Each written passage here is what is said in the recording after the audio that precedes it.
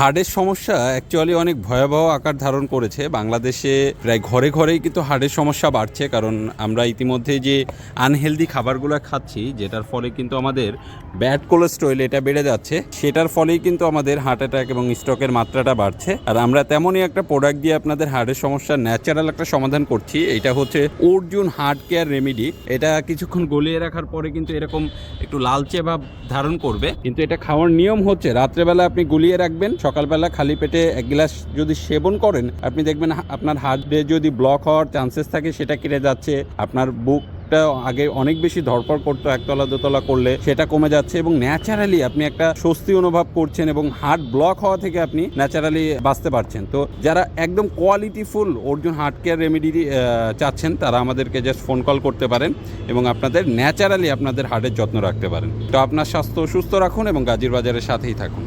আসসালামু আলাইকুম।